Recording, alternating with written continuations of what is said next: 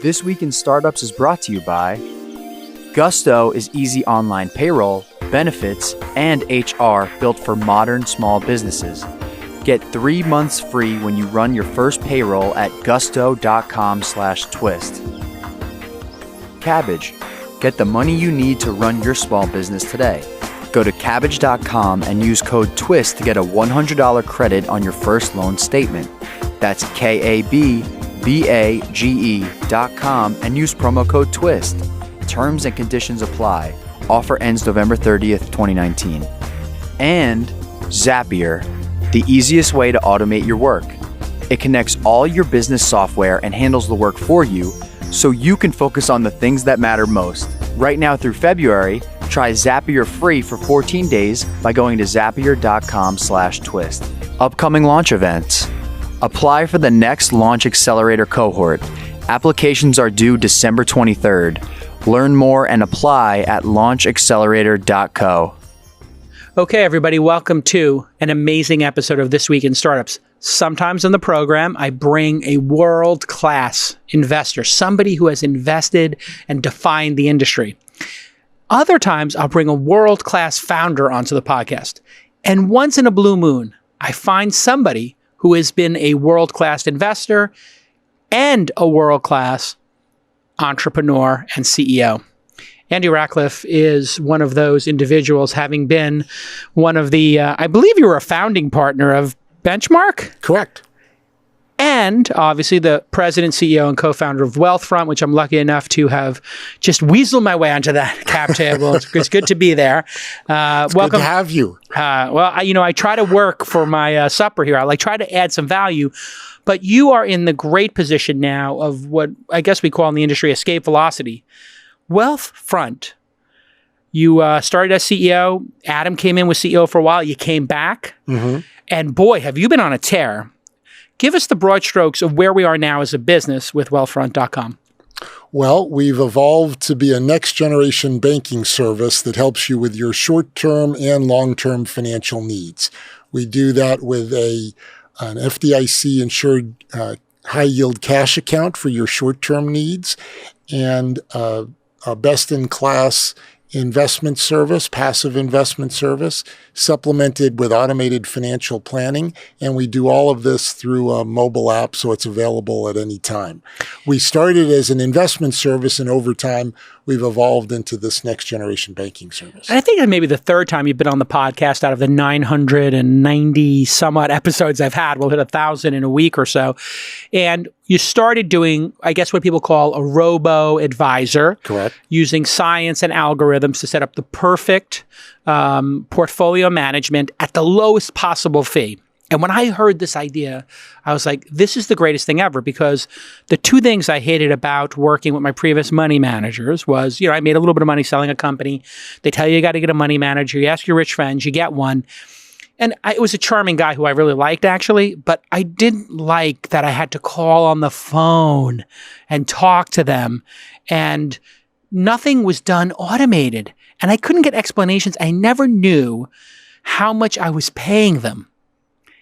And I saw Wealthfront, that beautiful dial, 1 to 10 in risk. Mm-hmm. I could be a 10 in risk if I'm young. I could be a 1, 2, or 3 if I'm in the, retirement phase and I need the money now.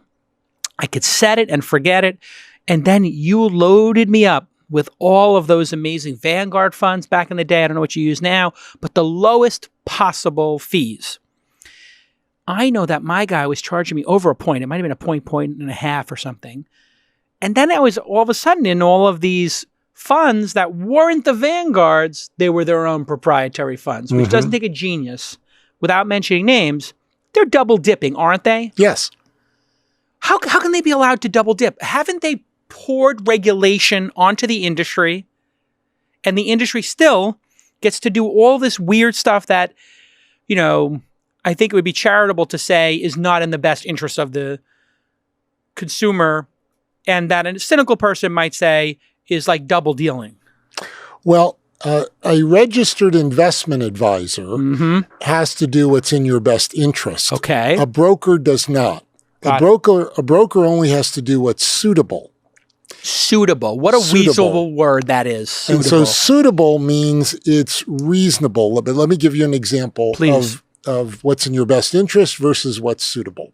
If I'm a fiduciary, a registered investment advisor, I can only propose a fund that is the ideal fund for you. But if I'm not a registered investment advisor and not a fiduciary, I can propose a fund that's okay. So for example, let's say I want an equity fund. Okay. Well, there might be an actively managed equity fund that pays that charges 2% and gives me a kickback of 0.5%. And there might be an index fund from Vanguard that charges 0.03%. 0.03. They both are equity funds, so they're both suitable for you. So they can do that as long as they're not registered. Right. Now, this is the funny thing is, you can tell if a financial advisor is registered if they spell the word advisor ADVISER. If they spell advisor OR, they're not registered. Oh, well, that makes it super easy because I forgot already if it's E or O. So Merrill Lynch calls their stockbrokers financial advisors, but they spell it ORS. So my Lord. So they're not fiduciaries. And what should I just surmise from all of this that the industry, as it was constructed, owns Washington to a certain extent and can get all of these bills, Dodd-Frank, all of these layering they put on to try to regulate the industry, that was all created by the industry itself, wasn't it? Well, there are a lot of elements of Dodd-Frank that the financial industry doesn't want. Okay. But they have an incredibly powerful lobby. It's safe to say powerful lobby. I mean, if you can wind up... and how does Vanguard charge so little? Is it a nonprofit or something? It literally is a not-for-profit. It's a co-op like REI. So what they're owned by the investors in their funds, like a mutual savings bank, is owned by their depositors. So any money that they would have taken in profit, they turn back into lower fees. So that's why they're so much less expensive than everyone else. So Vanguard, their goal is not to make more money. Their charter is to lower fees. Their charter is to do what's in the best interest of their clients. Wow. They're the only financial institution we know of besides ourselves. Yeah.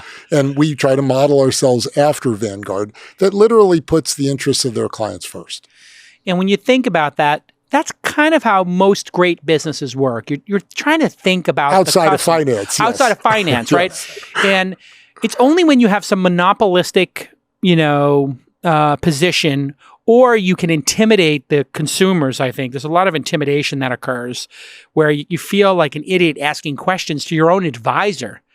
Like I would ask them, like, where's your fee in this statement? And they'd be like, oh yeah, go to this page. You see that? That's the fee. And I'm like, okay, that's the only fee. They're like, well, there's some other fees. I'm like, where do I see those fees? Like, oh, drill down on this fund, go to this page, and in this disclosure in part 37B, it says we might take half a point. Mm-hmm.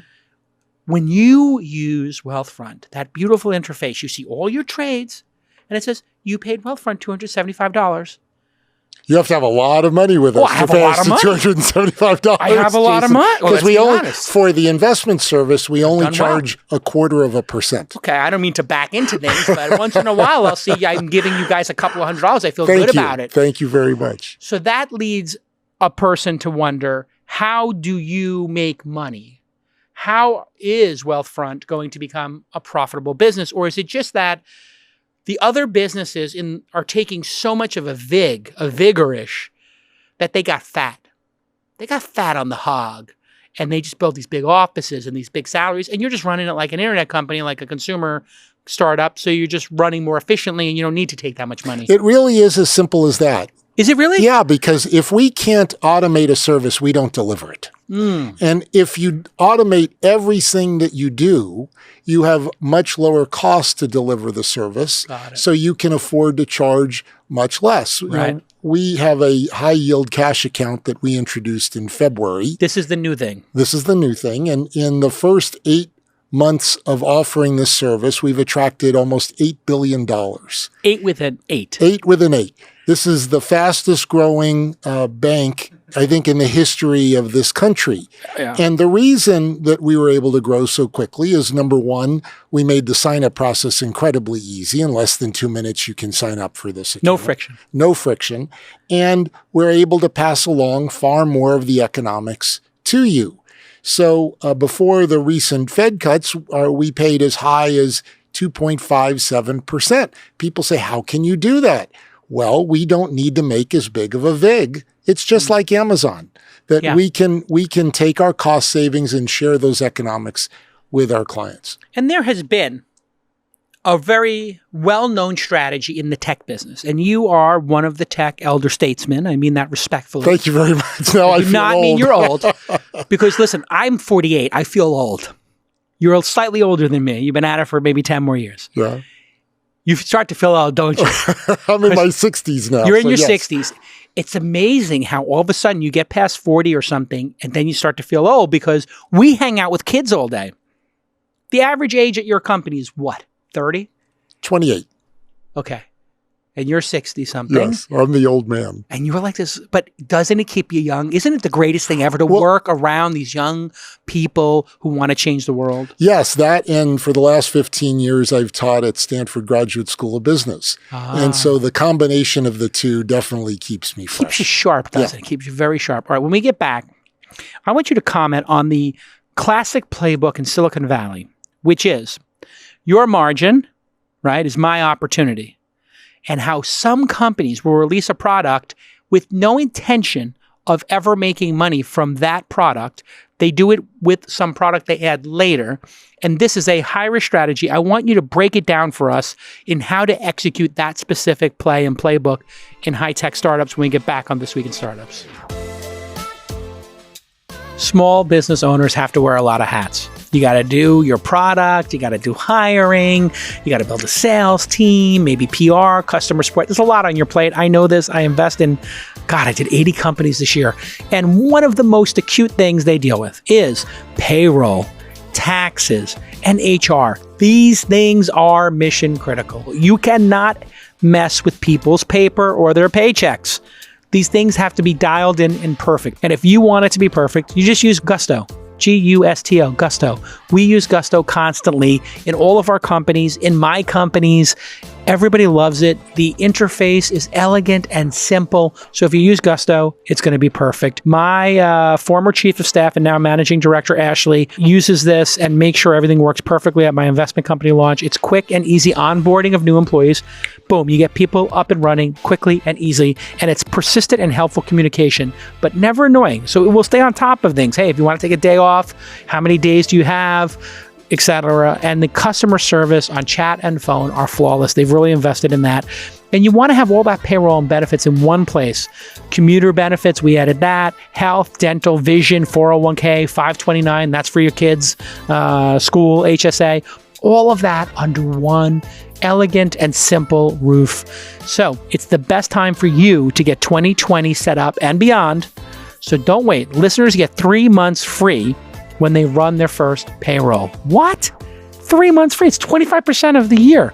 So get a demo and see for yourself why everybody loves Gusto. gusto.com/twist. That's gusto.com/twist, TWIST, to get those 3 months free. I highly endorse this company. We use it. I mean, that's the highest endorsement, and I love it. Okay, let's get back to this amazing podcast. All right, welcome back, everybody. Andy Rachleff is with us, co-founder of Benchmark.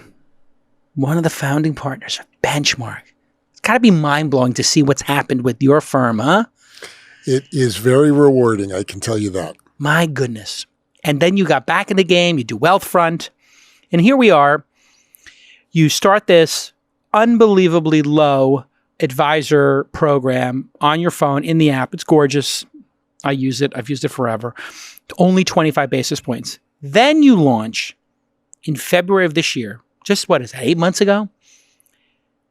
Savings accounts, cash. We can't call them savings accounts because we're not licensed or chartered as a bank, so we call them cash accounts. So they're cash accounts. I just want to make sure in case any of our regulators are listening. Okay, so they're cash accounts, and it's. Did you say it was FDIC? It's FDIC insured. Actually, they come with $1 million of FDIC insurance, Great. not $250K as is normal, because we broker our deposits among 4 banks and that way aggregate up the FDIC insurance from each.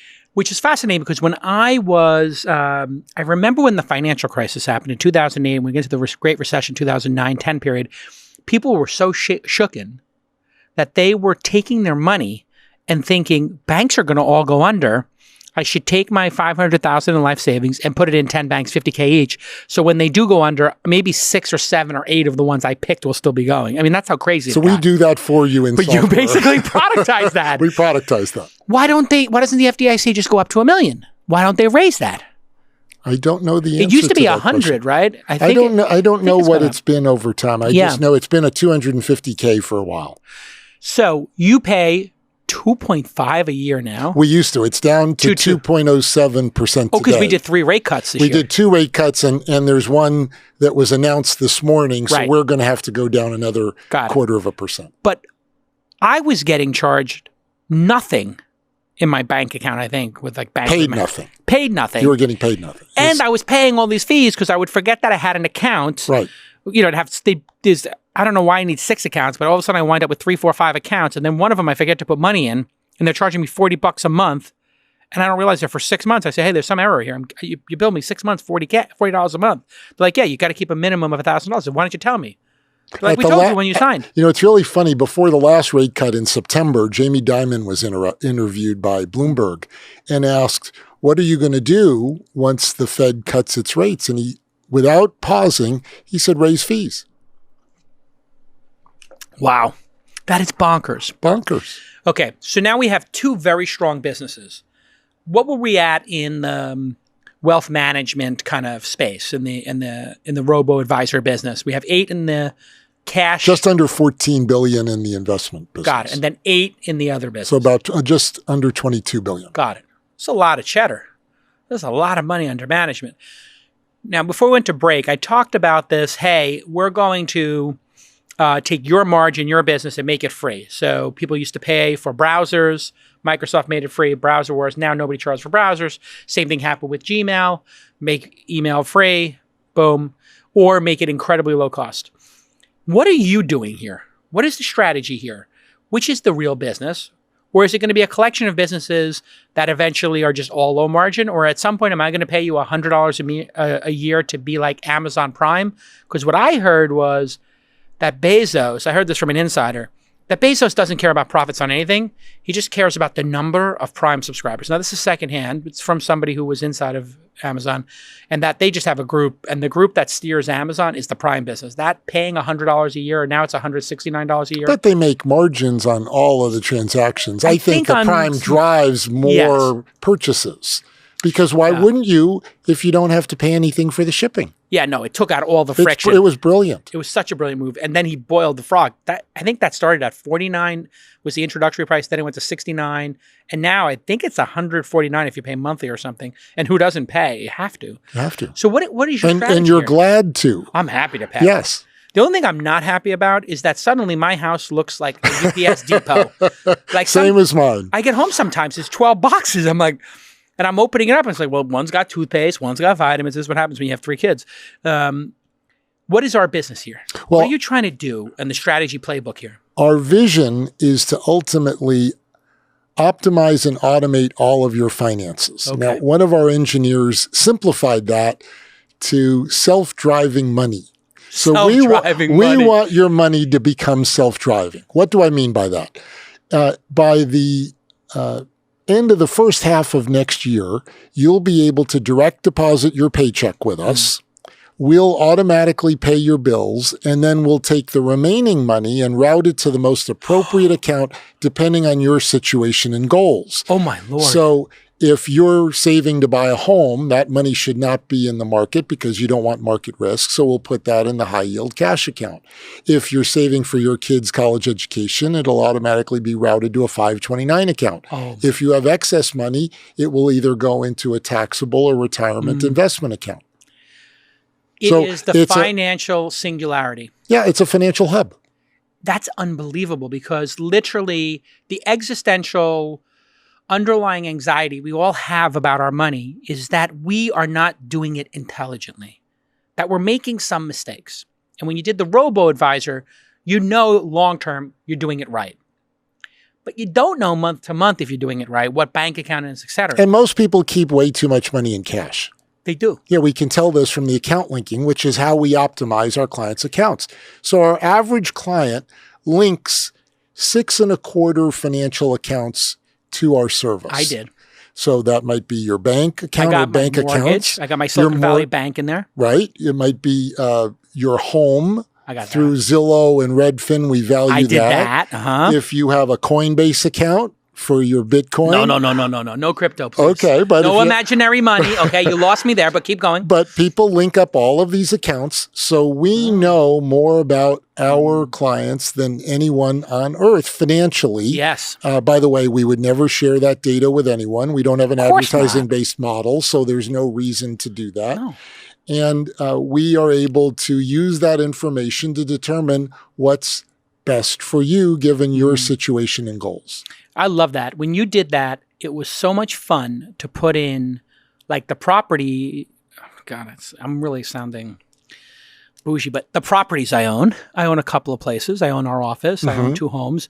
So I put in the 3 properties. Didn't you use our instant portfolio line of credit to finance this place? That's true. That's true. Thank you, Andy. I thought you said you weren't going to release personal information, but it's true. I called Andy. I was like, Andy, I need to buy a place. He's like, yeah, you got a margin loan thing, and you have this margin loan feature, right? When you give us at least $25,000 in your investment account, you're automatically enrolled in what we call our portfolio line of credit. And in order to access up to 30% of it the next day, you push one button. That's it. There's no paperwork. Was I no part effort. of pushing this effort? Because I kept telling you the one thing that my bank had was they would give me margin loans. And I was like, you got to have this. It's like the one. But ours is faster, easier, and less expensive. Well, you don't have to call the person. Right. And you know what they would do when I call my financial advisor? I'd like, listen, I need like $500,000. They were like, okay, what do you need it for? I'm like, well, what the fuck business is of yours? Like, why are you asking? I'm going to Vegas. I'm putting it on black. Who cares? Buy $500,000. Like, they literally would be like, oh, okay, is this for a home? And I'm like, oh, I know what's going on here. They want to upsell me. So they want to know, oh, it's a big piece. And that's what I did. I wanted to move quickly on the space that we're in right now. And I was setting up the mortgage. My friends over at Silicon Valley Bank. That takes a little bit of time. I mean, they can do it fast for me. So one of these days, we'll have mortgages that will be so much easier than any mortgage that you ever had. That would be incredible if we could do that. Because I was just thinking about this and I was like, God, it's a mortgage is like one of the last things that's so arduous and painful to just do. I mean, and Silicon Valley Bank does it faster than anybody. So imagine no paperwork, yeah, no underwriting period. Rocket Mortgage says push button, get mortgage. Yeah, that's not exactly true. It takes 15 minutes and then you have to send in all the paperwork. Yeah. Because you link all of your accounts to us, we have all your financial information. There's no paperwork we'll need. Yeah. And we'll be able to instantly underwrite you. Yeah, that Again, works so this well is for all me. data driven. Yeah. Okay. In executing this playbook of low fees, and do you think this is a good strategy? Let's just put Wealthfront aside for a second. But in your experience building and investing in companies, should people be doing, Lyft said today, we're going to make ride sharing our business. We're going to make it profitable. And downtown Josh Brown was like, well, then I'm not interested in owning this stock. I'm interested in owning Uber because Uber is going to make ride sharing profitable at some level, but they also have Uber Eats, Uber Money for payments and whatever. And they're going to add and VTOLs. Which is the better strategy? Is to try to build the platform and just add a bunch of services or to focus on one? Because you're adding services here. I think it all depends on the business. Okay. We're very unusual for a fintech company, a consumer fintech company, in that we have what's known in the SaaS world as high revenue retention.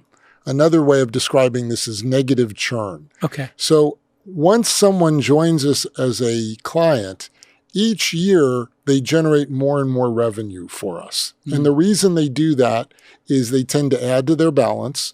Our target clients are 28 to 40 years old. The earning years. Right. So they're saving. So as they save money, they give it to us. And then with more assets, we earn more money. And then because the process is delightful, they tend to subscribe to more services. So the combination of earning more fees on more assets and our clients using more services means that you can think of the revenue per client curve as an exponentially sloping upward curve, whereas a traditional fintech or consumer internet company is a decay curve. So we're very unusual in that our clients generate more and more value over time. Right. That works for us. In other businesses, getting a lot of money up front and then having them churn could make more sense. Yeah. All right. When we get back from this break, I want to talk about acquiring customers. You've really run the table on this strategy. You've done really well with it. I know that you were trying to figure it out a couple of years ago, and we're trying a lot of different experiments. I want to know how those experiments went, which ones worked, which ones didn't. Refer a friend, Sure. advertising, going into companies and training people, education, content marketing. I want to go through all that and figure out what works and what you think the best practice is for other founders listening when we get back on This Week in Startups. Listen, you're running a small business, you're running a startup, you need money, and it shouldn't take all your time to get money to run your business. The modern way to do that, the simplest way to do that is Kabbage.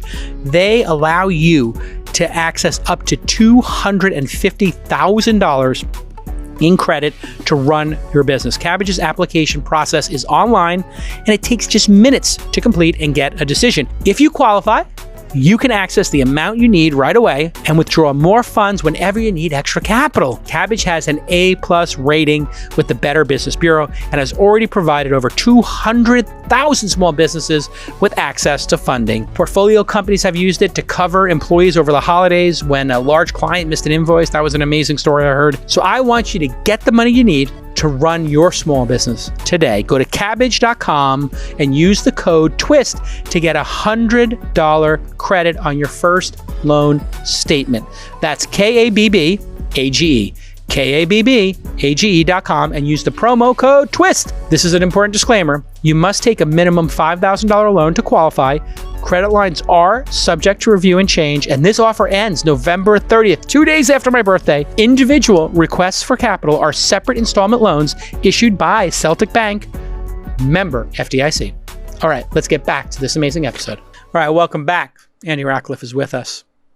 Amazing investor, perhaps an even better entrepreneur. Wealthfront. Go to wealthfront.com, sign up. And it's just one of the best products made here in Silicon Valley. I think in the last decade, definitely top 10. And this is a place where people make killer products. Thank you. It's different now than it was when you got started as a venture capitalist, 20, 30 years ago. Back then, people didn't make great products. They made okay, good products. They made... I actually might disagree with that. Okay, that's fine. I think that the world was dominated by hardware when I got started. And so the nature of a startup was very different. It had very high, a typical startup in which we would invest 20, 30 years ago had high technical risk and low market risk. If you really could build what you said you could and deliver 10 times price performance, you knew there was a market for the product. Okay, hold on. I got to unpack that and repeat it back. It was high technical risk, but low market risk, right. Which means it's going to be hard to make this product, but it's going to be easy to sell it. Correct. And people will pay for it because... if you actually deliver on what you said. But today... It's the opposite. It's low technical risk, high market risk. Now, what kills companies is lack of market, not poor execution. So it's really, really hard as an investor to guess which applications are going to succeed and which ones aren't. So the early stage venture industry actually outsourced the first round onto the angel community because it's a tough risk reward. And so what they did was they let companies prove their market, and then they came in at a higher price. And the markets were so much larger today that you could afford to pay a higher price and still get the same return. It's so interesting you mentioned this observation, and we have to stop again because we now have two brilliant observations that now we have to unpack. I'm going to take the latter first, which is the VC industry used to take on the early stage risk because if it worked, you were done. You made your profit. Now, there's 20 people who are making a smart lock or 20 people who are going to make a social network. And what you need to do is just figure out which one actually gets traction of the 20, the 2 or 3, and then try to pay a higher price for those, which means... And win the beauty contest to get in. So it's become a completely different type of investor or investment strategy. Correct. I'm trying to unpack this in my mind of how it changed. Software, hardware to software. Hardware to software. So that was what created this change. Because as we transitioned to software, the technical risk went away. There was no question as to whether or not you could create Uber. The question is, did anyone want to hail a ride? Right. There was no question as to whether or not you could create Airbnb. There was a question as to, would anyone really be willing to stay in someone else's home? So VCs used to be making a bet that you could build it. Your competency as a craftsperson, your competency in your ability to make the technology work. Now you're making a bet, can this person scale it and manifest the market and the go-to market strategy? Once the venture capitalist gets involved. Yes. The entrepreneur still has to find that product market fit, right. But they're doing that with the angels' money, not with the VC's money. Which, by the way, I've been meeting with a lot of LPs and telling them what I do. And their minds are blown because they're like, how do you invest in 80 companies a year? And I'm like, well, I have an accelerator, 7 come at a time. And they're like, how do you manage relationships with these? I'm like, well, 8 out of 10 die. So they're gone. I just have to do the last 20%. So it's only really 16 a year that I have to maintain the relationship with for that company. And then I talk to all the other ones about, hey, what's next? The other 60 were talking about their next company. And with Raul from Reportive, it was superhuman, and you just watch whatever the next company is. And they are the LPs in the world are trying to get their heads around this changing world. Because when I show them the chart of when VCs get involved, they're like, wait a second, Jason, you're buying 15% of this company? How do you buy 15% of this company? I'm like, you write a $1.5 million check. And they're like, wait, what do the VCs do? I'm like, they pay $15 million for 15%. And they're like, you've got a really good business. And I'm like, I know. Assuming that you can pick. Well, that's my specialty. Yes. Come on, Andy. Yeah. Look, I begged you. You're better than I at that. I begged you to be involved in this company because I know a winner when I see it. Both the person and the product. It is a skill, right? It absolutely. What was your skill when you were an investor? And what do you think the skill is? My skill was identifying the great technologists before they started a company. Whoa. Wait a second. They haven't decided to start a company? Correct. And you found the technologists before. How? Well, in most companies, there are 2 or 3 product people that are engineers that most everyone in the company goes to for their judgment. The gurus, the Jedi. Oh my Lord, what a playbook. They're fantastic product people. How did you get that playbook? Well, you've heard the term entrepreneur in residence. Yes. So I did the first entrepreneur in residence in the venture capital industry. You're such a humble guy.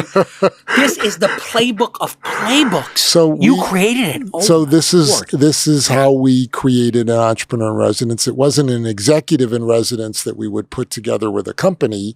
We looked for people who worked in industries that were undergoing change because without change, there's seldom opportunity. And we looked for the people in those companies who were the most likely to conceptualize an innovation. And then we would pursue them for anywhere between 1 and 5 years. Oh my Lord, it's like the most amazing strategy. And I consider myself a strategist. Like I really think about systems and I think about how they work and how power accumulates and how wealth accumulates. I study it. And I always wondered where the entrepreneur in residence thing came from. I was an entrepreneur in action for Sequoia, actually. And I guess they got that from you. And I always wondered, how Benchmark did that. Well, we actually did it at my firm prior to Benchmark. Oh, okay, yeah. At Merrill Pickard's in 1987 was the first one. Oh, Merrill Pickard, right. Yeah. And we Remind everybody that firm. Well, it was a firm that started in 1980. It was a spin out from the Bank of America's venture capital arm. If you look at the firms that generate the vast majority of the early stage venture industry returns, there's a persistent group of about 20. And so 3% of the venture firms generate something on the order of 95% of the realized returns of the industry. Not the total returns, the realized returns, which is what's really important. Wait, explain to the audience what the difference between returns and realized is. So a realized return is you actually can sell the security and get cash for it. Got it. Not just markup on paper. Markup on paper, correct. And so almost everyone who is among the top 20 firms can trace their firm's history back to a firm that was in business in the late 1970s. Wow. So Benchmark came out of two great firms called Merrill Pickard, Anderson and Iyer, and TVI. And those two firms... what did TVI stand for? Was it Technology Venture Investors? Wow. And Merrill Pickard had come from B of A, and TVI had come from something called IVA, which spawned IVP, TVI, and Sigma Partners. So wow. It's really funny. We all go back to the same place in the genealogical tree. It is amazing. What was it like in the 80s in venture capital? You know, I'll never forget when I was in business school. Where'd you go? I went to Stanford. Don Valentine, Rest who in just peace. passed away, Yes, who was, I think, one of the two greatest venture capitalists of all time. Why? And the person from whom I really got the ideas behind product market fit. Why was Don so special? Because he came up with a methodology that was spectacularly brilliant. It seems so easy in hindsight, but he had this philosophy that if a startup can screw something up, it will screw it up.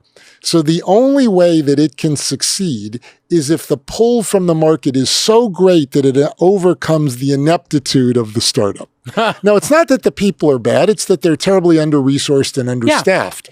Yeah. And so he cared desperately about the likely demand for the product. He was the first to really get that market was what determined success, not execution. And his favorite question that was even in the obituary that Sequoia Capital published on their website was, who cares? His question was, who cares about this product? And that's what led to the incredible returns that he had and that his partners had after him. Now, you said he was one of the top 2 or 3.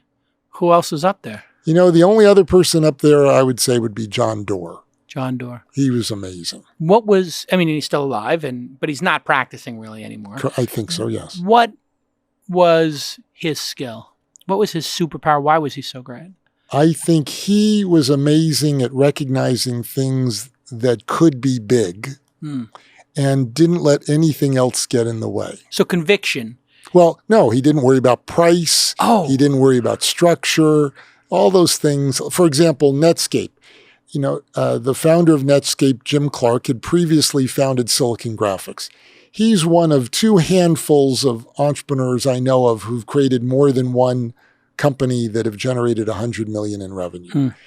And because Jim had been so successful at Silicon Graphics, which was the Google of its time in the 1980s, he was able to command a really high price. But the going valuation at that time for startups, this is 1994. Well, let me guess. $5 million. That's what I was going to guess, 4 or 5. And he wanted 20.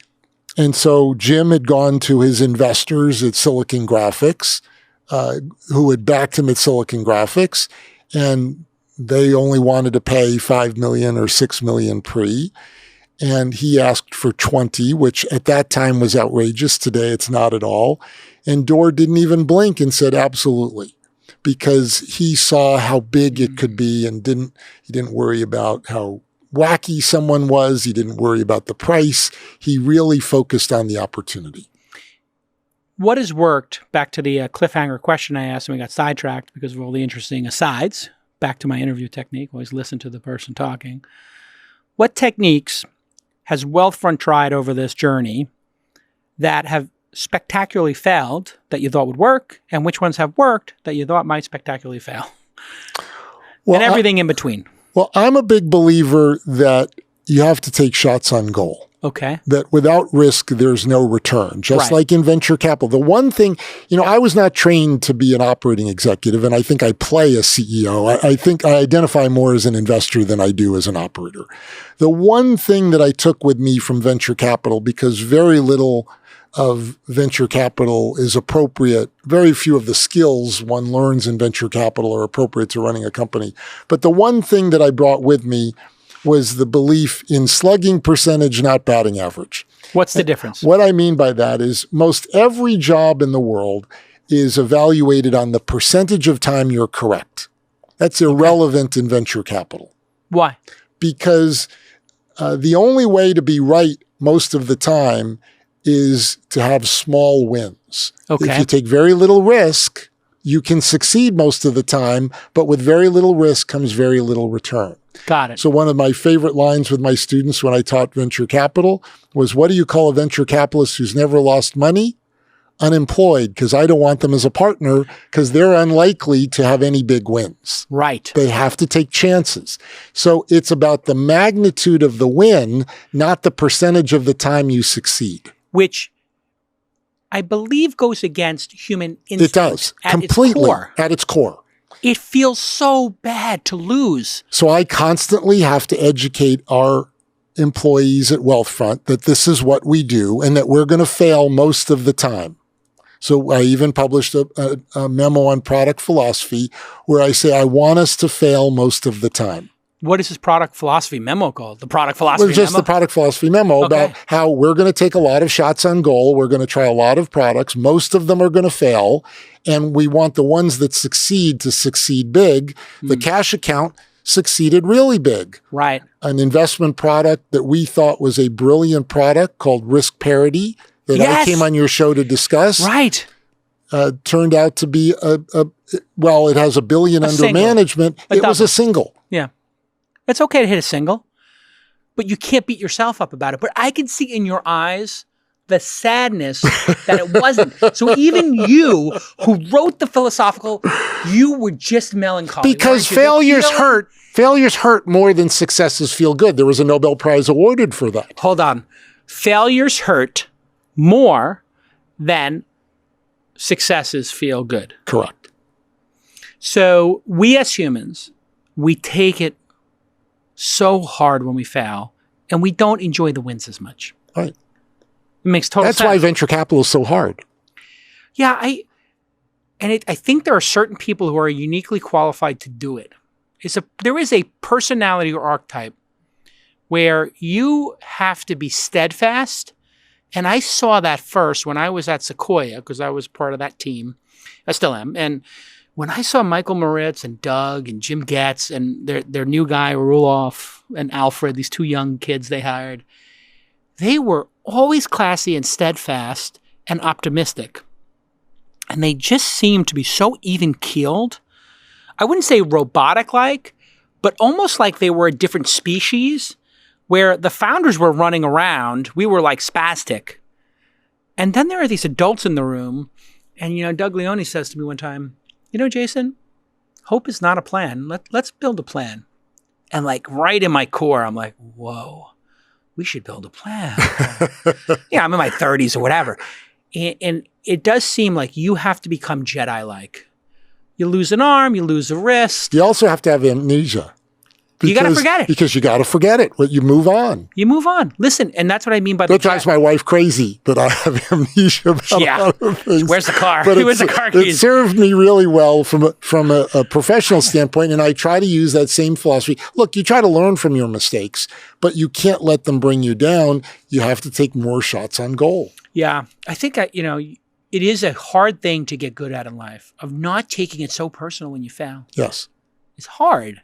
But you can wire yourself for that. But I think that's what makes Silicon Valley so special is that we accept failure. We don't look for failure, which is what I think some people believe, but we're willing to tolerate it, whereas other parts of the United States see someone who's failed and think there must be something wrong with them. Okay, when we get back from this final break, I want to go big picture. We're going to go out 30,000 feet and talk about Silicon Valley, how it's kind of hated now, and that seems like a first for our industry. And people are really being critical of a lot of these flameouts like let's say the co-working space or the Theranos, and they kind of now are associating Silicon Valley with the two crazy, creators that got created. I want to know what Andy Rachleff thinks of that when we get back on This Week in Startups.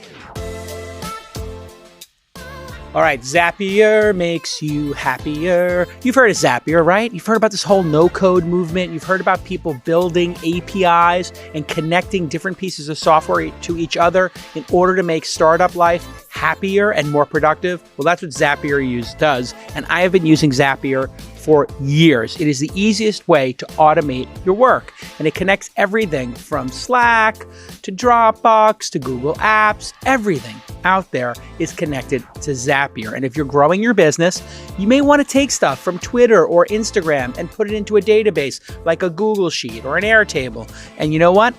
Zapier will do all that for you. Just go to our special link, Zapier, Zapier.com/twist, and you can connect the apps you use most and let Zapier take it from there.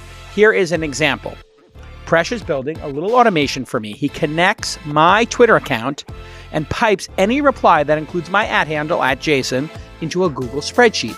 Now, we've been doing this for years because I like to keep track of who's talking to us, and then we can do analysis on it. And when I ask for suggestions of accelerator companies, I can easily filter through all these replies in the spreadsheet. So we have all this unstructured data on Twitter. It's a mess. We need to get it into a database. How do you do that? Well, Presh just did it. You connect your Google account to your Twitter account, and zip, zip, zip, Zapier makes you happier. Okay, so join me and more than 4.5 million people who are using Zapier to save an average of 40 hours a month. That's right. And right now through February, try Zapier for free by going to our special link, Zapier.com/twist, Zapier.com/TWIST. You know how to do it. Go there, Zapier.com/twist, and you're going to get that 14-day free trial. You get a lot of credits to go do whatever you need to do. Okay, let's get back to this amazing program. All right, Andy Rachleff is here. We're just talking about that slugging percentage versus batting percentage. Batting average. Batting average. Now, I know what a batting average is. I was up at bat 4 times. I got a single, double. I got a single or a double or anything. I got on base 1 time. So it's 250. Right. 1 divided into 4, 250. It's 25%, but everything's 25%. Out of 1,000, so they call it 250. So they call it 250 out of 1,000. Got it. What is slugging percentage? Slugging percentage is you take the number of bases that you earned and you divide it by the number of times up. So if you hit a home run in 1 time up, you've hit 1,000. If you had a double and a triple, you have 5 bases and 4 times up, so you hit 1,250. And the reason this is important is it has much more impact on runs scored and therefore wins. Got it. And at the end of the day, we're playing for wins. Right. And so if you are getting a bunch of 20... So in Eric Ries lingo, batting average is like a vanity metric. It's a vanity, yeah, for Eric Ries. Nice shadows by my shoulder with the lean startup. But it's true. It's a vanity metric. You're like, listen, you get if you're a venture capitalist and you sell a couple of $50 million companies... What a waste of time. What a waste of time. I was trying to explain this to somebody the other day. I was so bent out of shape that one of my companies sold for because it has no impact on the economics of the fund. One of our companies sold for $35 million and we made 9 times our money, but we didn't put $100K in. So we made like $900K, $800K. And I begged the founder not to sell. I said, don't you realize this company acquiring you for $35 million believes there's an opportunity to at least 10Xs. Do you realize that 10X $30 million is a lot more money than $30 million? They're not buying this because they think it's going to be steady state worth 30. Right. And the founders, you know what the problem was? There were 4 of them. And just, it's very hard. And people it's are expensive scared to live here too. So people want to take care of that first. And they think they can come up with another idea that's just as good. And unfortunately, that seldom happens. That's another misnomer, is that you can just get lightning in a bottle 2 or 3 times. Right. Even Steve Jobs failed at his next startup. Yeah, Next. His next startup, Next, was a disaster. And it was basically a holding pattern for him to come back to Apple, apparently. Do you think he premeditated that as a holding pattern? No, he thought he was going to kill Apple. Yes. So it was almost like saving face. And then revisionist history is that was the holding pattern. But every great marketer is a revisionist. Exactly. Was he the best marketer in the history of Silicon Valley, or was somebody better? Pretty damn good. I can't imagine anyone better. Yeah, right. I know better product people, but I don't know better. Who's the better market. product people? Give me that. Like, or better product companies. I think that Scott Cook, the founder of Intuit's the best product person I've ever met. Really? And I thought Steve Blank was an amazing product person who developed the philosophy on which Eric Ries based his book. Yeah. I think those two guys were just incredible. Amazing. All right. But actually, someone even better than that, who doesn't get talked about a lot, is John Warnock, the founder of Adobe. He had so many innovations, it was unbelievable. Really? Yeah. He did Photoshop. He did Illustrator. He did, first of all, he did PostScript that enabled what you see is what you get printing. Wow. He did Photoshop. Actually, he licensed Photoshop. He did Illustrator. Illustrator, right. Then they licensed Photoshop but made it much better. And then he almost single-handedly made PDF or Acrobat. He is an amazing man. Yeah. Wasn't that an amazing story? Like, everybody thought they were going to go out of business. Well, they keep reinventing themselves. And then they were like, yeah, we're going to go out of business. We can't sell the $1,000 Creative Suite every 3 years. Like, yeah, we're going to go out of business. You know what? Well, screw it. We'll charge $250 a year. Everybody's like, it'll never work. The business is going to get collapsed. And well, they actually tested it in Australia for a year, so they had a lot of data on that before they rolled it out. Isn't that amazing how stupid the public markets can be? They're so dumb. Yes. Why are the public markets so dumb sometimes? Because they want instant gratification. Is that the reason? And if you think about it, going from a perpetual to a subscription model significantly lowers revenues in the short term, so people therefore think the company's less valuable, but 3 years hence, it's more valuable. Microsoft saw that game plan, did the same thing, and now they're the world's most valuable company. It's so amazing how being short-sighted, the impulse control, is so important. People are so short-term greedy. The marshmallow test is happening on Wall Street. We do it at Wealthfront.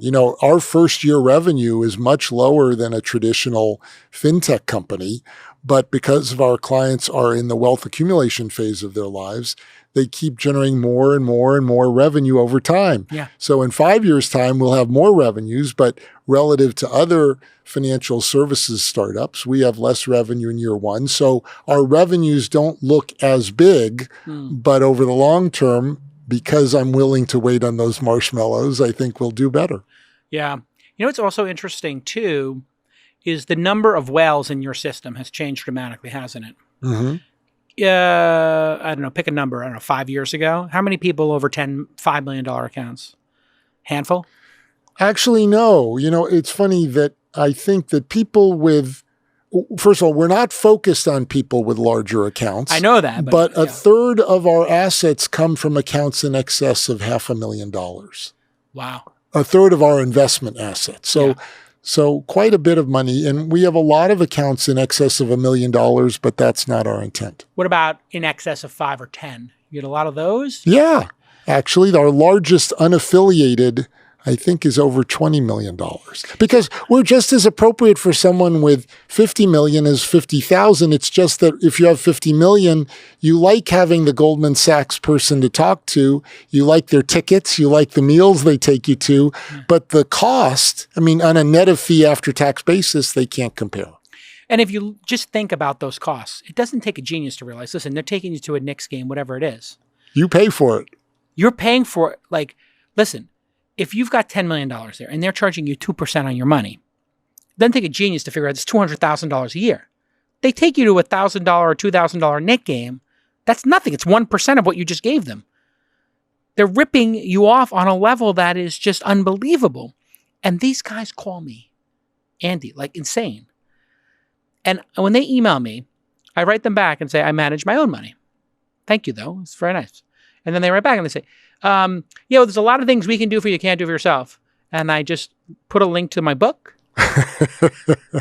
And I say, read the book. And then let me know how much you want to invest in my next fund. That's what I say to them. Like, I have access to the greatest wealth accumulation machine outside of dead dinosaurs that has existed in the humanity of man. Mm-hmm. That's Silicon Valley, right? Is there anything that has ever generated wealth like this? Well, I think the auto industry in its time did, as you said, the oil industry energy in its cars, time, energy and cars. Those are the biggies. I mean, probably trains. Some robber baron stuff. Robber barons in the 1800s that generated tremendous. That actually probably generated compared to the other people in society, returns that are not as big as the ones now. And maybe the telegraph turning into the telephone. All right, let's talk about this, because right now Silicon Valley is hated at a level that I have never experienced. And I've been in the industry since 1989. When I started fixing laser printers at the age of 19, the HP LaserJet 2. It's a pretty great innovation. You remember the 2. I do. Half the size, maybe a third of the size of that big HP 1. I would clean those rollers. I would go to guys' offices like you, venture capitalists and lawyers, and fix their printer jams, which would happen every 1,000 pages minimum. What do we deserve to be hated for, and that we can learn from?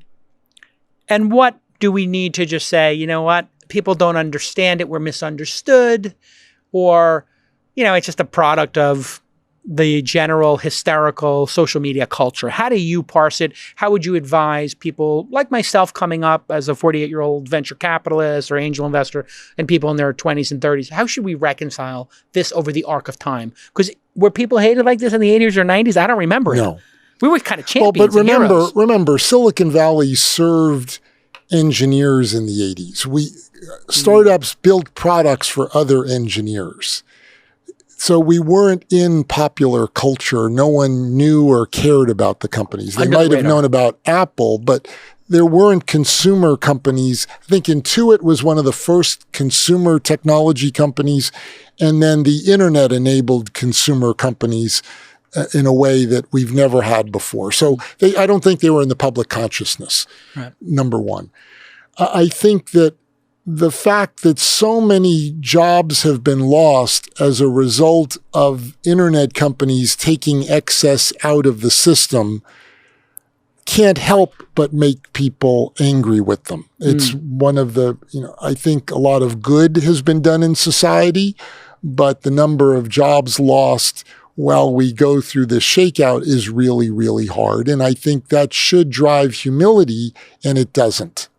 Explain what that means. Drive humility, but it doesn't. I mean, unpack it. I don't think you can be arrogant in front of people when you've caused people to lose their jobs. Right. This is a time to be compassionate. It's empathetic. Empathetic. And then lastly is that we have some pretty wacky founders, because you're able to build a much larger company much faster. A lot of founders have come to believe it was because they were so great as opposed to because they actually hit on something that just was at the right place at the right time. Yes. So then if a person has a level of fame and notoriety and compensation that is not correlating, a level of success that doesn't correlate with their actual contribution, but correlates with the world wanting the product. But you can understand it. Look at rock and rollers. When they're in their early 20s, they go on the road, they become famous, and they wreck the old stories in the 60s and 70s. They wreck hotel rooms. Wreck hotel rooms. Well, that's what a limited number of tech founders are doing today, except they're doing it with a lot of money. And that brings a negative stigma to the industry, to the point that I've seen a bunch of articles that say that disruptive companies are by definition bad. Well, there's nothing about Clay Christensen's definition of disruption, which is making something uneconomic for the incumbent to address, that makes a company bad. You don't have to be an asshole. You don't have to be a horrible person to innovate and to drive a big company. Unfortunately, when some people were young and hit this success, it got to their head more than it should have, just like it has with rock and roll stars. And because tech was never in the public consciousness in the way that it is now, it doesn't surprise me that there's the backlash. Yeah. The scale of this business is so large now because of the internet and the adoption of mobile. Right. So, back in the day, the number of people who had PCs, we counted households with PCs. And it was 20-30% of household had a PC, and we were Right. like, wow, this is incredible. There's 6 people in that house. Maybe 2 or 3 of them might actually use it. And I they would remember take when turns. Bill Gates talked about a PC on every desktop. That was considered wacky. Yeah, like, wait, why would somebody other than the secretary would have a computer? Why? The accountant's the secretary in the copy room. Why would anybody else have one? Like, why would an executive be using a calculator? Made no sense. But because of that, things get bigger much quicker. And what people forget is, like, if your app goes viral and gets really big, it's because of those smartphones. And what came before you, those PCs, and what came before you, those routers from Cisco, whatever it was, like you're standing on the shoulders of giants. Right. And it's hard for people to have that arc of history and to be a little bit humble and say, listen, I might be selling out stadiums right now, but I'm playing the guitar riffs that the bluesmen, perfected. But it's not everyone who's that way. Look at Reed Hastings, who's built Netflix into an amazing company, a finer individual one couldn't find. Absolutely. So calm, cool, collected, goes to my local watering hole, nice guy, restaurant. He is fantastic. And I was fortunate to sit on the board of his previous company, and I learned a tremendous amount from him.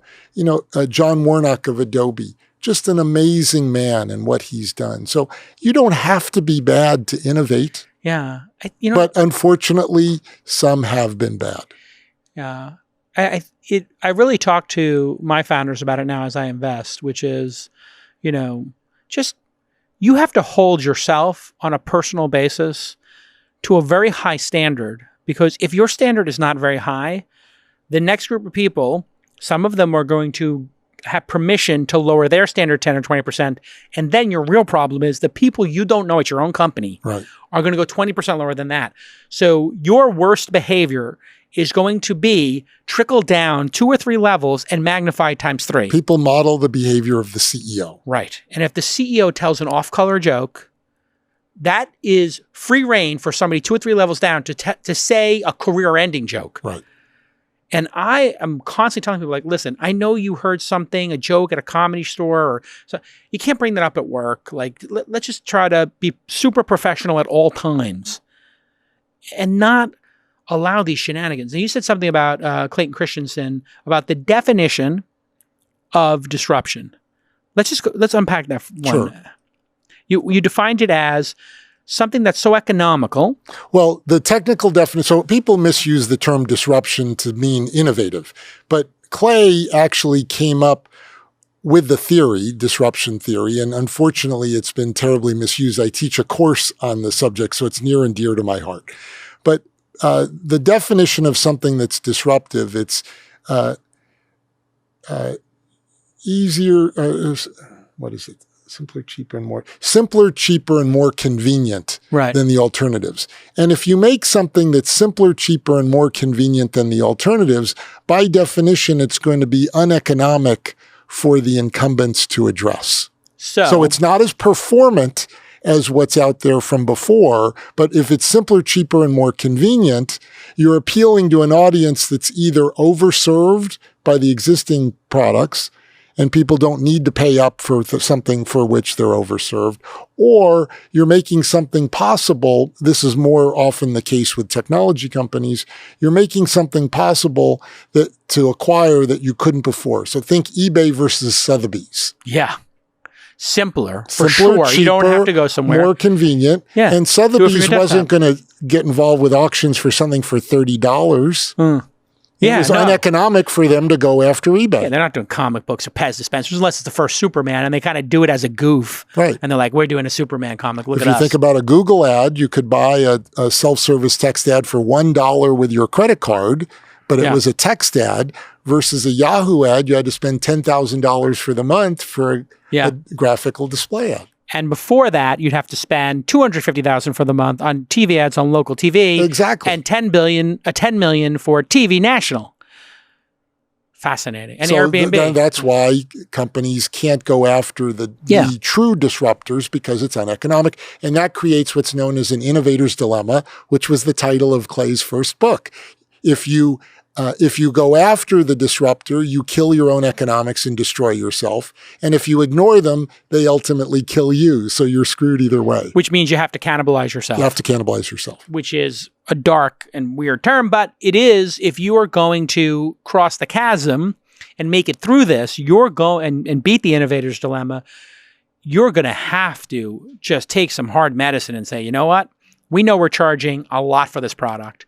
We now have a product that costs a lot less. And we know we had all these features. Now we took out a bunch of features. We removed features. We made it simpler, cheaper. You can just get banks don't have to pay you 0.01% on your checking account deposits. No. They don't. But why can we pay 2.07%?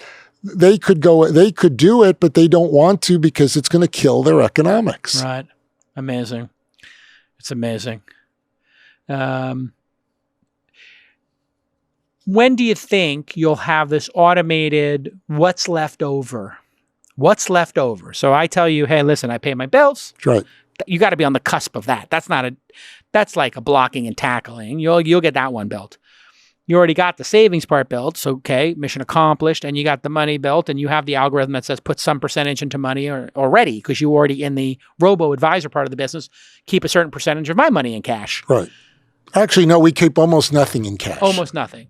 Even on the lowest setting, because you're so good at putting things into alternative assets or like... well, it might be in fixed income. Fixed income. Okay. So knowing all that, when does this singularity occur where I say, hey, whatever's left, deal with the $1,000 that's left every month? When do you think that product exists? Well, in the first quarter, we'll deliver direct deposit, auto bill pay, and debit cards. Really? Yeah. And then probably in Q2, we're already testing, but in Q2, you'll see automated advice as to first we have to advise you what you should do so you trust it before you hit the autopilot button. Oh, that's such a great way. Oh, so you have a $4,000 balance. You've maintained this $4,000 balance. A better solution might be to put $3,000 of it into your equity and whatever and keep $1,000 in cash so you have the cushion. Correct. Would you like to proceed and do this? Yes or no? And hit the button. So you can actually do... So we've invested in the last 4 years a significant amount in the automation platform and a significant amount in the advice platform in order to enable this. This has taken a long time to set up. Yeah, it's really interesting having this like revealed complexity. I think they call it in the video game culture where like the game is super complex, but you don't make it super complex for the first level. You start revealing things in the second level that aren't in the first and so on. And when you get to the 12th level, now you know about all the special keys and how to use these different power-ups or whatever. Right. You're basically going to reveal to everybody the complexity of this over time. Actually, we don't want to reveal any complexity. Well, you want to... We failed if we've made it complex, even the more of our services you use. Actually, the 3 pillars to our value prop are price, simplicity, and automation. We always want to deliver better price. The automation enables that by lowering our costs so we can share the economics. We have to make it really, really simple because if it's not simple, you're going to walk away. And automation is what enables us to deliver products quickly and inexpensively. Okay, I'm also an investor in Robinhood. They allow people to trade individual stocks. Correct. Not your business. Correct. Too complex. No, it's serving a different customer. Got it. So they're serving a do-it-yourselfer. We're serving someone who wants to delegate. And the do-it-yourselfer is 10%. The rest of the market, 90%, does not want to trade stocks. Something on that order, yes. People shouldn't be trading individual stocks, or they should. Should not. The research is really, really clear that even professionals over the long term don't outperform the market. Sometimes I hear people talk about the automation of buying and selling of stocks in like these mutual funds or whatever that are automated. You mean like algorithmic quant funds? Yeah. Very, very few, if any, have ever succeeded over the long term. Yeah. And so people are saying these things might be bad for the market. Are they bad for the market that the robots are trading stuff, or good for the market? I think that's a question about whether or not high frequency trading is good or bad for the market. So that's bad for the market. Well, it's really funny that there are some people who argue that it's good for liquidity. I happen to be of the mind that it's front running. It's front running. It's obviously front running. If you're saying, I'll pay you $100,000 to put this server 20 feet closer on the fiber line or whatever the metaphor is, you're obviously doing it to front run. Right. And you're not trading and holding these things unless somebody else buys it. So this is the part that most people don't realize is commission-free trading isn't free. Right. That the way they make money is they get paid by the exchanges for giving them the trade. Right. So there is a commission, and that comes out of the price of your stock. So if you're holding for a long term, you might not feel the impact, but you are paying. Correct. You just don't pay each time you do it. You pay because some other trader is also able to loan those stocks out, right? Like that's actually a very, very minor part of the economic model. Yeah. Interesting. It's called payment for order flow is a big part of the economic model. Yeah. What do you think of all this like short interest and people betting against stocks like Tesla? I'm just curious. I think that makes for a better market. It does. I think that you need short sellers. We don't. If we're long, we don't like them. Right. But it makes for a more liquid and well-functioning market. So people should be able to take the other side of the bet. Absolutely. How do you feel about the activism from anonymous accounts on Twitter and like this sort of taking pictures of like depots and speculating, this rampant speculation, like they're flying planes over lots and taking pictures and then spreading it on. And it's like, well, who knows what those cars are? And then like the next day the cars are gone and they're like, it's almost like they're going mad. And it seems like some kind of Russian operation to make it like a Putin Russian operation to make people confused as to what's going on. Well, this is the constant debate about what's good research and what's inside information. Right. Technically, if it's available to everyone, it's inside. It's good research. So if you buy drones and you fly them over parking lots to see how many people are shopping at a store, I would argue that's good research. If you're paying someone who's an employee of a company to find out about what their order rate is, that's inside information. Yeah. Interesting. Here's a good tweet from somebody on your team. Kate, quick history lesson to all those predicting the incumbents' move to zero commissions will kill Robinhood. When Schwab launched a no-fee robo-advisor was supposed to kill Wealthfront, $20 billion was still here. Talk about incumbents and the impact you're having on them and their ability to compete, because this goes back to the Clayton Christensen sort of crossing the chasm. Can they possibly move quick enough, or would they just have to cut 80% of their costs to ever do that cannibalism of their own? Well, because of inertia, I don't fear them at all because we're not serving their customers. Our target customer is a millennial who saves. So it's someone who's 28 to 40 with less than $1 million is the ideal customer for us. They don't use the incumbents. They use the incumbent banks. So we think of our competitors as the big four banks: Chase, Wells Fargo, B of A, and Citi. And banking is one of only two industries with a negative net promoter score. If you look at Chase, they tried to create a personal finance app called Fin. They just wrote it off after spending $100 million on it. Yeah, it's like a skunk works over here with like a bunch of kids working on it with a bunch of senior executives hating them for doing this. Right. So if we can deliver superb products, if we can help your money. The other one? Pardon me, cable is the only other industry with a negative net promoter score. Yeah, it's just like literally, when are you coming to fix my cable? Tuesday. Tuesday morning? Tuesday. No, Tuesday is a day. What hour?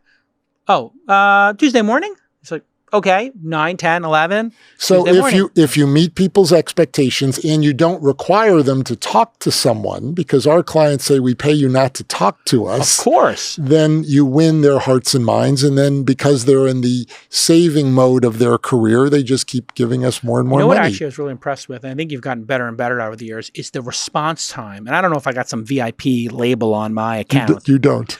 The response time. I don't know if I feel good or bad about that. I'll talk about it after. But the response time when you have a problem at Wealthfront or a question is wicked. You know why? Why? We don't have many problems. So if there is a problem, it's just like, that's a unique one. Like, but do you have you have a lot of customer support people? No, we have actually very few. What's really cool about what we've done is instead of calling it customer support or customer service, we call it product support because the team of product specialists are there to support the products. They're not there to give financial advice. And half of their job is to support you and deal with your issues. And the other half is to try to determine what are the issues in the product that are causing you to email us or in fewer cases, call us. And if we can knock off all of those issues through software development, they don't have a job. So their job is to work themselves out of a job. You know, I just realized I got to ask you about, I love that, by the way. I got to ask you about governance. It seems like we lost the script in Silicon Valley about governance of these companies. Super voting chairs, 100 to 1. I could command that and I wouldn't take it because I think it's wrong. So you, on a moral basis, on a moral basis, you just don't want it. I don't want it. Why? Why is it morally wrong? Because if I can't convince you through logic of the merits of my argument, I don't deserve to win. That one of the things that I've learned over my career is emotion leads to really bad decisions. And I want a board that constructively challenges me. I don't want a bunch of yes people around me. They're not all stupid. As a matter of fact, the fact that they're not involved in the day-to-day business is good. It's my job to make sure that our board meetings focus on 100,000-foot level issues, not the details. Now, they're really bad directors if they want to start opining on our email program to follow up on a new product. But if we stay at 100,000 feet, the fact that they're not involved every single day means that they can give me a perspective and the management team on things that we're too close to. So I look forward to board meetings because it's an opportunity to step out of the day-to-day and really focus on the high level. If we get one great comment on which we can act in a board meeting, it's a spectacularly successful board meeting. Not because I have low expectations, but because having one suggestion that actually impacts the business is really hard to do. If we get two of those in a meeting, amazing. Yeah, because these are high-level strategy, big picture things. You're not doing tactical in the meeting. But the numbers have gotten so big. Mike Volpe, who is a phenomenal venture capitalist and one of my board members, talks about the New Yorkification of Silicon Valley. As more and more people come here to make money, as opposed to come here for the delight over the mission, you see more and more greed. And as the numbers get bigger and bigger, you get more and more worried, at least as an investor, about missing out on that deal. And if it requires giving someone 50 to 1 voting shares and things of that sort, you're going to fold. So dumb. But the numbers are so big, you can't miss those deals. I understand why it's happening. I just think it's a shame. Yeah. But I sound like an old man, so forgive me. No, I mean, being founder friendly, the playbook in Silicon Valley used to be, and you were there for it, correct me if I'm wrong in any of this, hey, the person who starts the company is not the person who's going to take it public. We all know that. We're going to get a professional CEO at some point. And if this person happens to be the unicorn founder who can build the product and get product market fit and take it public, okay, Mazel tov. Great. But that's not that's not the playbook. Now we're kind of like, well, maybe that is the playbook. Put people around them who I think that's always been the ideal, but there aren't very many people who are great at every step of that process. Right. Although people seem to be getting better at it, and maybe the mentorship is getting better at it, I think. But yeah, no, this is just crazy to see. Or there's attribution error about how great they are, that maybe it's because the markets are so big and want the product so much. Back to Don Valentine. Back to Don Valentine. Is that we're basically conflating the result with the cause. Correct. Cause and correlation. Again. That's the argument against. That would be the argument against. Yeah. I mean, I had one founder, this is going to sound crazy. They came to our accelerator and they had given themselves 100 to 1 voting shares after we invested. And then I find out about it like in some documents when we're reviewing them. And I'm like, when did this happen? And like, well, I'm the only board member, so I gave them to myself. And like, you have investors, like, I'm not sure, let's put aside legally if somebody advised you terribly to do this or not. Where did this come from? And they're like, I had a former student whose investors were willing to give it to him, and he wanted to know my opinion. And I said, I think that's just awful. I wouldn't take it. and this is like Series A. Or This seed. was his second round. So like probably Series A or Series C A, plus. yeah. So there was the seed, and this was the Series A. And I said, sure, you can raise money, but from whom? And it wasn't that great of a company. No. And he ultimately didn't take it. But I couldn't believe that he wanted it, and he didn't understand the adverse selection that would come of it if he wasn't Facebook or Google or a company like that. And the adverse selection, to define that in this situation, would be your company's not great, and you've got an investor who is giving you rights that are ludicrous. What does that say about an investor who would select to do that with a company that is not a crazy breakout? Correct. You basically have picked the worst investor on the planet. Not a good one. Let's just put it that way. What do you think about this entitlement that's going around? When you were back in the day as an investor, you came to the office. You worked. Came in, you had a cup of coffee, you took meetings, you did a lunch, did more work, you went home, you put your kids to bed, you play with them. Worked. You do a little work at the end of the evening, and you worked. I see a lot of my contemporaries, this next generation of investors, Kyoto, Coachella, second weekend Coachella, Burning Man. Maybe I'm going to go to the setup week of Burning Man and stay through to Burning Man, 2 weeks at Burning Man. They don't seem to be working very hard.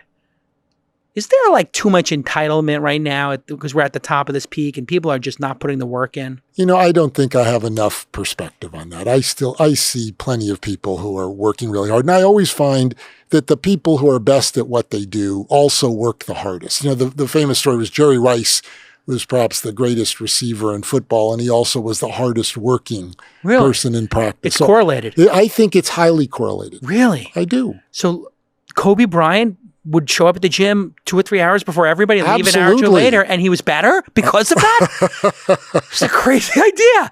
What about balance? What about life-work balance? Where did that come from in Silicon Valley? I did not come here for balance. And suddenly I'm here. And people are like, I want to get paid max dollars to do minimum work. Why are you in Silicon Valley? How do you expect to have an extraordinary outcome? Because it's now tolerated. I don't tolerate it. I'm done. I am done with clock punching life work balance. Please, for the love of God, if that's what your intention is with your company, no. It's bonkers. I would agree. When did hard work become not the ideal? Well, if you go to Europe, they think we're crazy. Yeah, okay. And they have pretty nice lives. Okay, you know what? When you retire a little bit early. You could take time off, but God, there's like so many. I mean, I understand if people don't want to work hard. What I don't understand, if you choose that, great. You chose that. Right. What I'm talking about is, I think it's hard to be on the top of your game and have work-life balance. not only is it hard, you don't want to say it, I don't think, but let's be honest, it's impossible. I think it is. It's impossible. So what I am referring to here is not that you choose to have a lifestyle that is take it easy and take a siesta or take 8 weeks in the summer, whatever. If you want to do that, great. You opted into that. But who opts into the Rangers or the SEALs or the Olympics or the NBA and then decides to have balance? That's what I find appalling. You're deciding to go do stuff that requires commitment and then not being actually committed. It's bizarre. People want the reward without the effort now. Because they think they've seen other people accomplish that. And those people would be called lottery ticket winners. Whether they have a startup or not. If the startup turned into a lottery ticket, those are lottery ticket winners. You know, another one of my teaching partners, Bill Barnett, who's a professor at Stanford, taught me a great lesson about teaching. And that is when we teach the case method, we propose a dilemma or present a dilemma through a case, and then we discuss it to try to figure out what's the best thing to do. And there isn't a right answer, but it leads to a really interesting conversation. And well orchestrated, we get the students to teach each other. We're not there to lecture to tell them what the right answer is. And one of the things that Bill taught me is that whenever a student would answer with examples, he would say, no, I want your logic. Because an example can be an outlier. You can always come up with an outlier example. Right. So he demands, and I do now too, and I do it inside the company, I demand that people present their logic. Right. And so I think one of the things you're describing is proof through outliers. Proof through outliers. Yeah. That is the wrong way to make important decisions. Is to pick some crazy outlier and be like, you know what? This steak came out perfect. I must be a great chef. It's like, well, where'd you get the steak? I don't know. What temperature was it? Don't know. What seasoning? I don't know. Randomly put it in there. It's like, okay, make it again. It's like, this tastes terrible. You think you might want to just have a little bit of technique here, a little bit? Andy, you crushed it again. From now on, once a year. Okay. You're on. We're just going to lock it in. You got it. It's every Q4. We're going to just assess what happened in the industry for the past year. We'll do our year roundup, Andy and Jason show, and we're just going to do it every year. We do our hour and a half. Such a pleasure to know you and to be part. And thank you for letting me be part of Wealthfront. If you guys are out there and you're not using Wealthfront yet, my Lord, it's incredible. Sign up right now at wealthfront.com. And this isn't an advertisement. It's just, God, I love the product, and I love our time together. So thank you very much. See you in 2020 in October, Halloween. From now on, the Halloween show with Andy and Jason. It's very scary. We're going to put it in. It's going to be scary. There's going to be some candid opinions. I will see you all next time. Bye-bye.